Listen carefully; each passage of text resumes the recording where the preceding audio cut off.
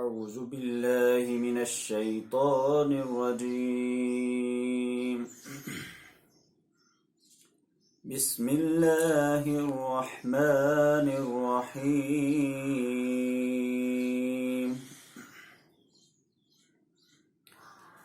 وأنذر به الذين يخافون أن يحشروا إلى ربهم ليس لهم من دونه ولي ولا شفيع لعلهم يتقون. ولا تطرد الذين يدعون ربهم بالغداة والعشي يريدون وجهه ما عليك من حسابهم من شيء وما من حسابك عليهم من شيء فتطردهم فتكون من الظالمين. وكذلك فتنا بعضهم ببعض ليقولوا أهؤلاء من الله عليهم من بيننا أليس الله بأعلم بالشاكرين. وإذا جاءك الذين يؤمنون بآياتنا فقل سلام عليكم كتب ربكم على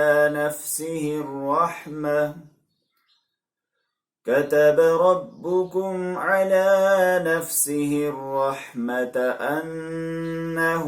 من عمل منكم سوءا بجهالة ثم تاب من بعده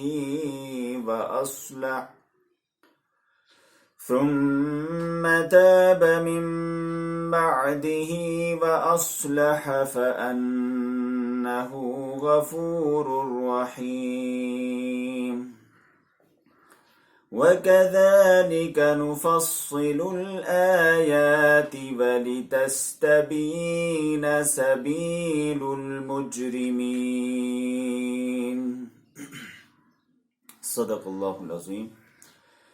رب اشرح لي صدري ويسر لي أمري واحلل عقدة من لساني يفقهوا قولي. ربنا زدنا علما اللهم علمنا الكتاب والحكمة وفقهنا في الدين يا رب العالمين. سامعین و مشاہدین کرام، سورۃ الانعام کی آیت نمبر 51 اور اس کے مابعد کی آیات اس وقت زیر درس ہیں۔ یہ آیات اس اعتبار سے بہت اہم ہیں کہ اسلام کی حقیقی روح اور انسانوں کے حوالے سے جو مساوات کا پیغام اسلام میں پایا جاتا ہے، ان آیات میں اس کو بہت ہی واضح انداز میں بیان کیا گیا ہے۔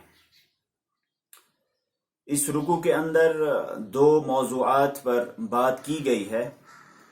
پہلی آیت کا تعلق سابقہ آیات سے ہے، جس میں سلسلہ کلام یہ تھا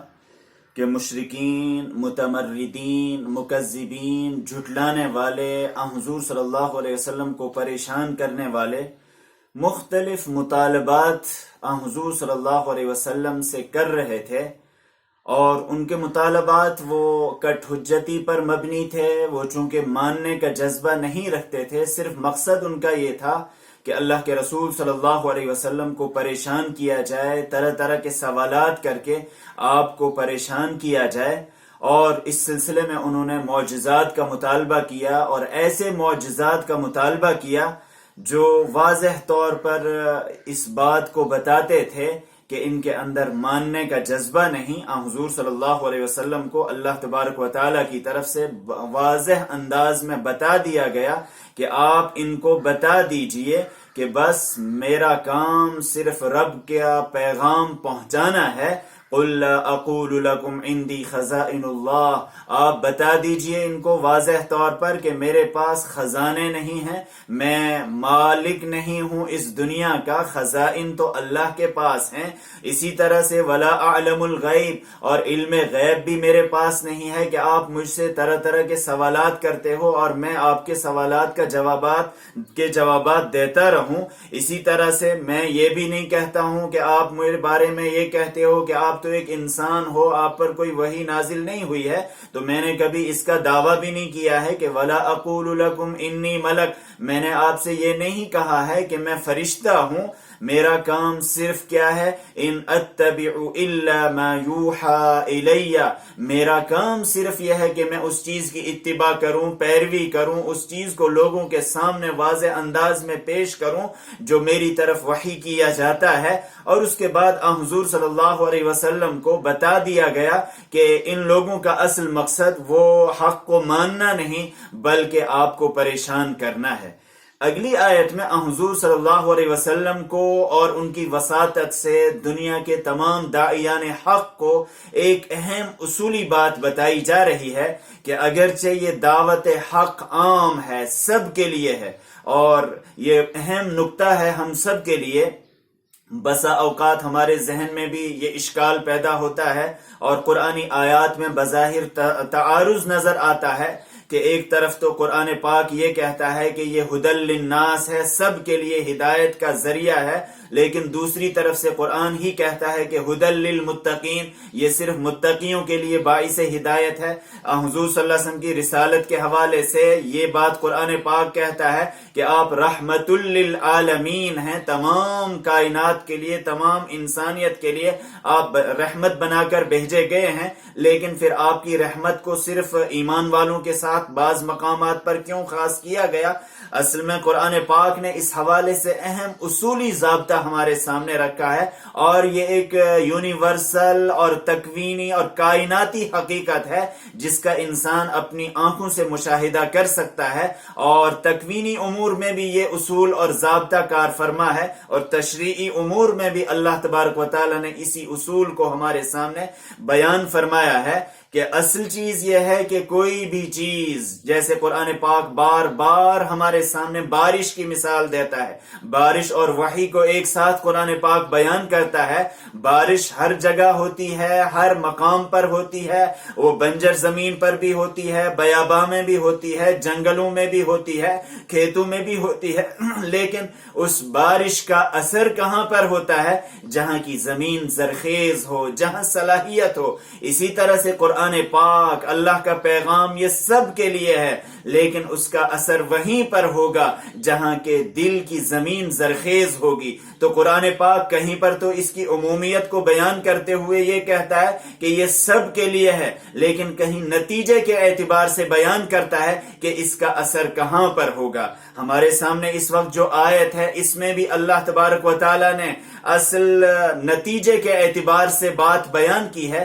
کہ اے اللہ کے رسول صلی اللہ علیہ وسلم، آپ ایسے لوگوں پر اپنی صلاحیتیں صرف مت کیجئے، ایسے لوگوں پر اپنے اوقات کو ضائع مت کیجئے جن کے اندر ماننے کا جذبہ ہی نہیں ہے۔ ماننے کا جذبہ اصلاً اس طریقے سے چیک کیا جا سکتا ہے، دیکھا جا سکتا ہے، جس کے دل کے اندر خوف خدا ہو، آخرت کا خوف ہو، جواب دہی کا احساس ہو۔ وَأَنذِرْ بِهِ الَّذِينَ يَخَافُونَ أَن يُحْشَرُوا إِلَى رَبِّهِمْ لَيْسَ لَهُم مِّن دُونِهِ وَلِيٌّ وَلَا شَفِيعٌ لَعَلَّهُمْ يَتَّقُونَ۔ اے اللہ کے رسول صلی اللہ علیہ وسلم، وَأَنذِرْ، آپ انذار کا فریضہ انجام دیجئے، آپ ڈرائیے بھی اس قرآن کے ذریعے، اس قرآن کے ذریعے ان لوگوں کو ڈرائیے، الذین یخافون ان یحشروا الی ربہم، جو اس بات کا خوف رکھتے ہیں، جن کے دل کے اندر یہ اندیشہ ہے، اس بات کی امید ہے، اس بات کا ایمان ہے، یقین ہے،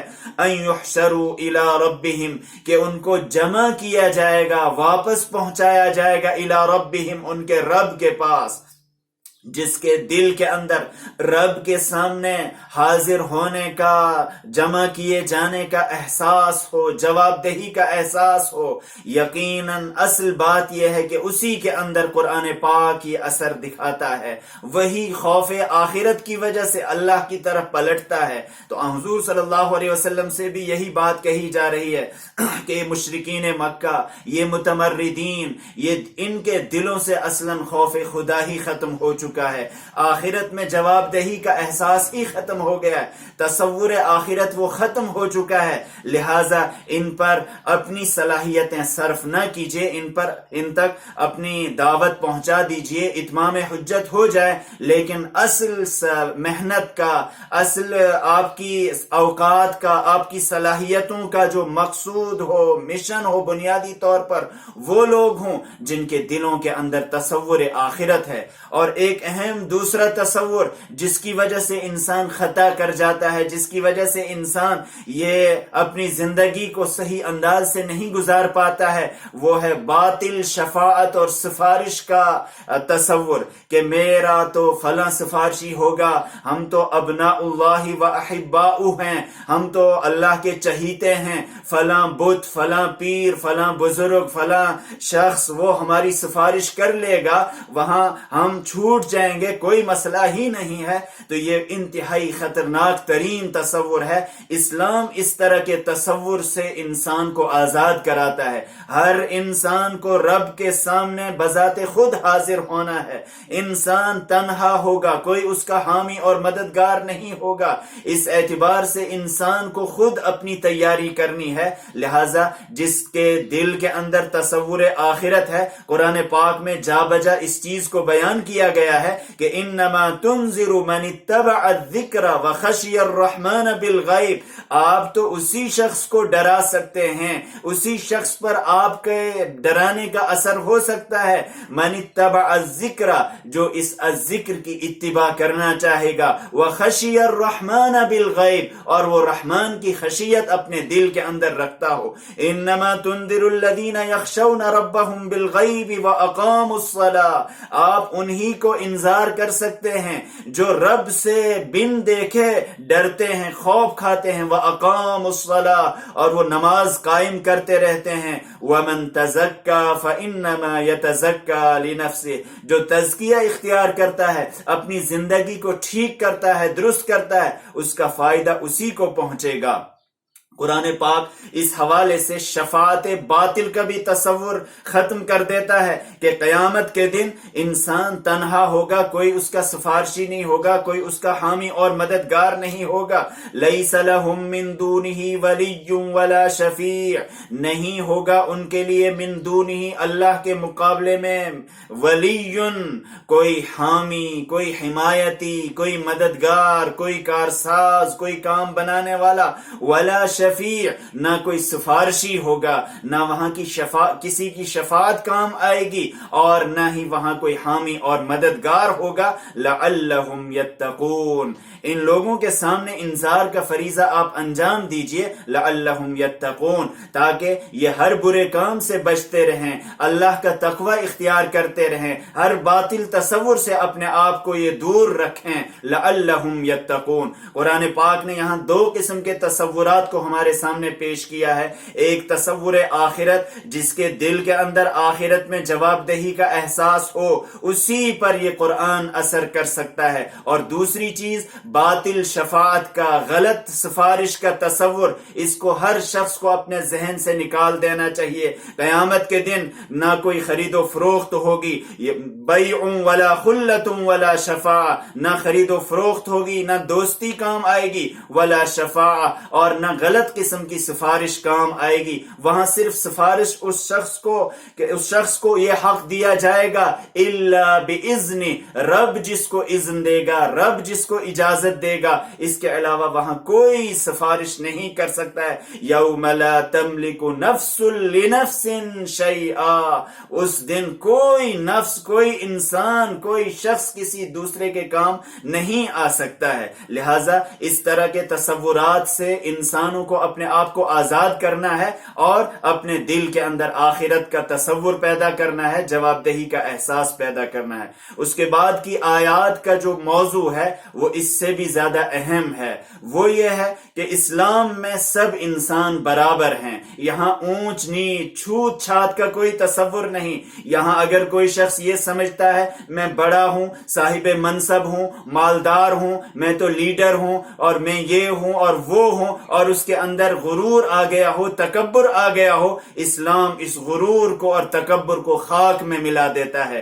حضور صلی اللہ علیہ وسلم کے سامنے مشرکین کے جو رؤسا تھے، لیڈران تھے، انہوں نے بارہا اس چیز کی کوشش کی، اس چیز کا مطالبہ کیا، اور روایات بتاتی ہیں کہ کبھی تو ابو طالب کے واسطے سے، کبھی اور کسی واسطے سے حضور صلی اللہ علیہ وسلم کے سامنے انہوں نے اس مطالبے کو رکھا کہ ہم تو ایمان لانے کے لیے تیار ہیں، لیکن آپ کی مجلس میں ہمیں نظر آ رہے ہیں وہاں بلال بھی ہیں، وہاں صہیب بھی ہیں، وہاں عمار بھی ہیں، وہاں یاسر بھی ہیں، وہاں فلاں فلاں غلام ہیں، ہم اور وہ ایک ساتھ کیسے بیٹھ سکتے ہیں؟ وہ تو ہمارے اوپر پھر جری ہو جائیں گے۔ ہم آپ کی بات ماننے کے لیے تیار ہیں، لیکن ہمارے لیے کوئی الگ مجلس ہو۔ اس وقت یہ لوگ مجلس میں نہ بیٹھیں، ان کو اپنی مجلس سے آپ دور کر دیجئے، ہٹا دیجئے۔ اس طرح کے مطالبات جب حضور صلی اللہ علیہ وسلم کے سامنے پیش کیے گئے، حضور صلی اللہ علیہ وسلم نے اس سلسلے میں مشورہ بھی کیا، اور روایات میں آتا ہے کہ حضرت عمر ابن خطاب رضی اللہ تعالی عنہ نے بھی حضور صلی اللہ علیہ وسلم کو یہ مشورہ دیا کہ کوئی مسئلہ نہیں، ہم تو آپ کے ساتھ ہر وقت ہوتے ہی ہیں، آپ اگر ان کے لیے کوئی مخصوص وقت کر دیں اور وہ اگر اسلام میں داخل ہوتے ہیں، حق کو ماننے کے لیے تیار ہو جاتے ہیں تو کوئی مسئلہ نہیں، ہم آپ سے کسی بھی وقت استفادہ کر سکتے ہیں، آپ ایسا کر سکتے ہیں۔ حضور صلی اللہ علیہ وسلم کے ذہن میں بھی اس طرح کی سوچ پیدا ہو گئی، کیونکہ حضور صلی اللہ علیہ وسلم کے دل کے اندر اس بات کا درد تھا کہ کسی طریقے سے یہ لوگ ایمان لے آئیں، اسلام قبول کر لیں، آگ سے بچ جائیں۔ حضور صلی اللہ علیہ وسلم نے یہ چیز سوچی ہی تھی، لیکن اللہ کی طرف سے ایسے لوگوں کے متعلق فوراً دخل اندازی ہوتی ہے، ایسے لوگوں کا مقام معلوم ہو جاتا ہے کہ اگرچہ یہ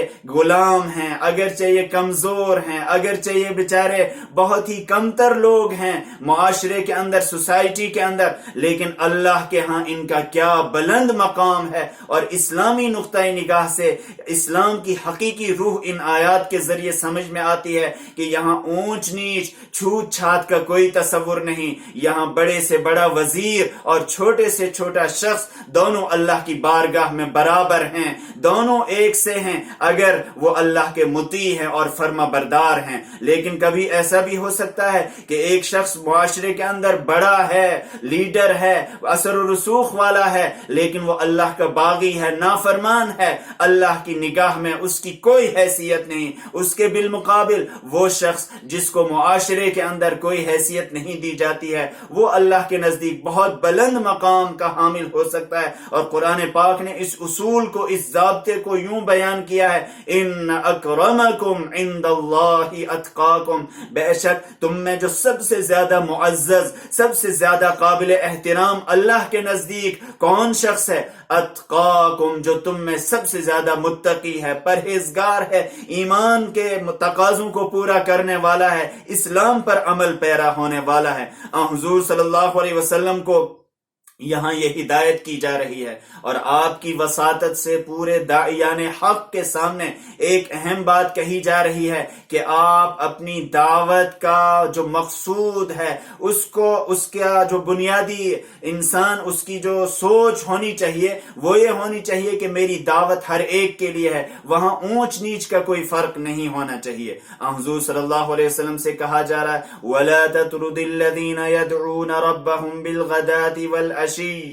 طرد کہتے ہیں عربی میں ہٹا دینا، دھتکار دینا۔ چونکہ ان مشرکین نے بھی یہی لفظ استعمال کیا تھا کہ ان کو ہم سے ہٹا دیجئے، دھتکار دیجئے، اللہ تعالیٰ نے اسی جواب کو پیش کیا، ایسا نہیں ہو سکتا ہے۔ وَلَا تَطْرُدْ، آپ مت دھتکاریے، آپ مت ہٹائیے، آپ دور مت کیجئے، الَّذِينَ يَدْعُونَ رَبَّهُمْ، جو اپنے رب کو پکارتے رہتے ہیں۔ یدعون سے یہاں بہت سے مفسرین نے، حضرت عبداللہ ابن عباس رضی اللہ تعالی عنہما وغیرہم اور دوسرے مفسرین نے نماز مراد لی ہے، جو صبح و شام بالغداۃ والعشی، صبح بھی اور شام بھی وہ نماز پڑھتے رہتے ہیں۔ دعا بھی مراد لی گئی ہے، ذکر بھی مراد لیا گیا ہے، جس انداز سے بھی اللہ کو پکارا جائے وہ یہاں مراد ہے۔ جو اللہ کو پکارتے رہتے ہیں، اللہ کی عبادت کرتے رہتے ہیں، بالغداۃ،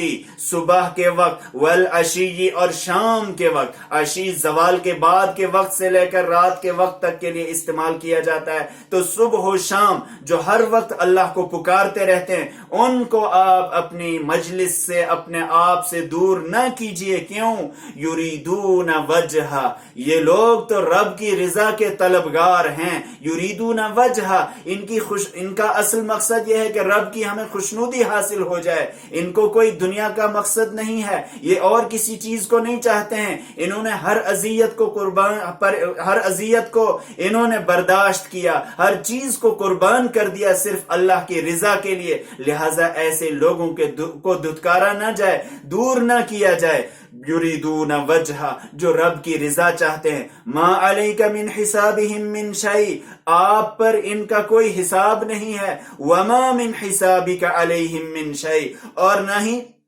ان لوگوں کے ذمے آپ کا کوئی حساب ہے۔ یعنی رزق رسانی کا کام یہ اللہ کا ہے، اللہ رزق دیتا ہے۔ دوسری بات یہ کہ ان کے جو بھی اعمال ہیں ان کی باز پرس آپ سے نہیں ہوگی بلکہ بذات خود ان لوگوں سے ہوگی۔ تو قیامت کے دن ہر شخص کی باز پرس اسی سے ہوگی۔ فَتَطْرُدَهُمْ فَتَكُونَ مِنَ الظَّالِمِينَ، اگر آپ ان کو دھتکار دیں گے، ان کو ہٹا دیں گے اپنی مجلس سے، اپنی آنکھوں سے دور کر دیں گے، فَتَكُونَ مِنَ الظَّالِمِينَ، آپ تو پھر ظلم کرنے والوں میں شمار ہو جائیں گے۔ یہاں اگرچہ خطاب حضور صلی اللہ علیہ وسلم سے کیا جا رہا ہے، اس کو التفات کہا جاتا ہے کہ اصل مقصود ہے سنانا ان لوگوں کو جو اس طرح کا مطالبہ کر رہے تھے، جو اس طرح کی چیزیں لوگ حضور صلی اللہ علیہ وسلم کے سامنے پیش کر رہے تھے۔ اور دوسرے مقامات پر حضور صلی اللہ علیہ وسلم کو اس حوالے سے بڑی تفصیل سے بیان کیا گیا۔ سورۃ الکہف میں حضور صلی اللہ علیہ وسلم سے کہا گیا وَاصْبِرْ نَفْسَكَ مَعَ الَّذِينَ يَدْعُونَ رَبَّهُمْ بِالْغَدَاةِ وَالْعَشِيِّ يُرِيدُونَ وَجْهَهُ وَلَا تَعْدُ عَيْنَاكَ عَنْهُمْ، اے اللہ کے رسول صلی اللہ علیہ وسلم، آپ اپنے آپ کو ان کے ساتھ رکھیے، جمائیے جو صبح و شام اپنے رب کو پکارتے رہتے ہیں، ان کا مقصود صرف رب کی رضا ہے۔ وَلَا تَعْدُ عَيْنَاكَ عَنْهُمْ، آپ کی نگاہ التفات ان سے ہٹنے نہ پائے۔ تُرِيدُ زِينَةَ الْحَيَاةِ الدُّنْيَا، کیا آپ دنیاوی زینت کے طلبگار ہیں؟ یہ کیسے ہو سکتا ہے کہ ایسے لوگوں کو آپ اپنی نگاہ سے دور کر دیں۔ وَلَا تُطِعْ مَنْ أَغْفَلْنَا قَلْبَهُ، جس کا دل ہم نے اپنے ذکر سے غافل کر دیا ہو اس کی اتباع مت کیجیے۔ بہرحال حضور صلی اللہ علیہ وسلم کو یہاں بتایا جا رہا ہے، اور ان کو سنانے کے ذریعے اصلاً مشرکین کو، متمردین کو سنانا مقصود ہے کہ ایسا نہیں ہونا چاہیے کہ ایسے لوگوں کو اپنی سوسائٹی سے، اپنے معاشرے سے، اپنی مجلس سے دور کیا جائے۔ یہ ایک اہم ترین امتحان ہے۔ قرآن پاک اب ایک اصول کا بیان کر رہا ہے کہ وَكَذَلِكَ فَتَنَّا بَعْضَهُمْ بِبَعْضٍ، ہم نے لوگوں کو ایک دوسرے کی آزمائش کا ذریعہ بنا رکھا ہے۔ وَكَذَلِكَ فَتَنَّا، اور اسی طرح سے ہم آزماتے ہیں، ہم نے آزمائش کی ہے، بَعْضَهُمْ بِبَعْضٍ، بعض لوگوں کے ذریعے، امیروں کی آزمائش غریبوں کے ذریعے، بڑوں کی آزمائش چھوٹوں کے ذریعے، چھوٹوں کی آزمائش بڑوں کے ذریعے۔ جو فرق مراتب دنیا کے اندر رکھا گیا ہے، قرآن پاک اس کو بیان کر رہا ہے کہ ایسا نہیں کہ اللہ کو کسی سے محبت محبت تھی اس لیے اس کو نوازا ہے، اور کسی سے نفرت تھی اس لیے اس کو غریب رکھا ہے. ایسا نہیں، یہ اصلاً امتحان کے لیے ہے، یہ اصلاً آزمائش کے لیے ہے کہ ہم ایک دوسرے کے ذریعے انسانوں کو آزماتے ہیں کہ خوشحالی میں کس کا رویہ کیا رہتا ہے اور بدحالی میں کس کا رویہ کیا رہتا ہے، اور انجام کیا ہوتا ہے. پھر برے لوگ جن کی سوچ مغرورانہ ہوتی ہے، جن کی سوچ متکبرانہ ہوتی ہے، ان کا نتیجہ کیا ہوتا ہے؟ لِيَقُولُوا أَهَٰؤُلَاءِ مَنَّ اللَّهُ عَلَيْهِم مِّن بَيْنِنَا. یہ لام علت اور سبب کا نہیں ہے، بلکہ اس کو لام عاقبت کہا جاتا ہے جس میں نتیجہ بیان کیا جاتا ہے. جیسے فرعون اور اس کی بیوی نے موسیٰ علیہ السلام کو جب دریا سے اٹھایا تھا، لیا تھا، قرآن پاک اس کا تذکرہ کرتا ہے کہ لِيَكُونَ لَهُمْ عَدُوًّا وَحَزَنًا. انہوں نے اس لیے اٹھایا تھا تاکہ انجام یہ ہو کہ وہ ان کا دشمن بن جائے اور ان کے لیے باعث غم بن جائے. تو انہوں نے تو اس لیے نہیں اٹھایا تھا، تو انجام قرآن پاک نے بیان کیا ہے. تو یہاں بھی انجام بیان کیا جا رہا ہے کہ ہم لوگوں کو ایک دوسرے کے ذریعے آزمائش کرتے رہتے ہیں تاکہ انجام یہ ہو، نتیجہ یہ سامنے آ جائے، ہر انسان کی اصل سامنے آ جائے. لِيَقُولُوا أَهَٰؤُلَاءِ مَنَّ اللَّهُ عَلَيْهِم مِّن بَيْنِنَا. تاکہ یہ لوگ کہیں ارے یہ لوگ ہیں جن کو اللہ تبارک و تعالیٰ نے ہمارے مقابلے میں چن لیا ہے اور ان پر احسان کیا ہے، ان کو اپنا قرب نصیب کیا ہے. اور رسالت کے حوالے سے بھی مشرکین یہی کہا کرتے تھے کہ ایسا کیوں نہیں ہوا کہ کسی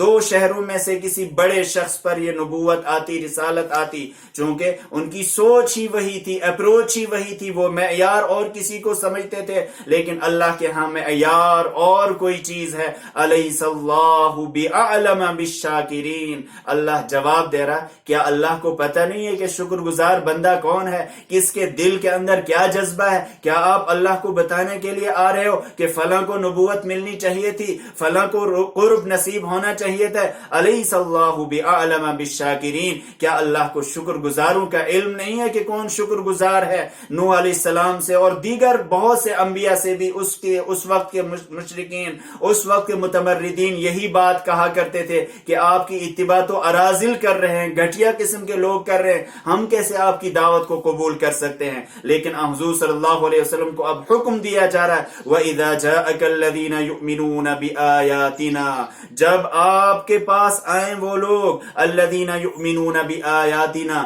جو ہماری آیات پر ایمان رکھتے ہیں، مانتے ہیں، تسلیم کرتے ہیں.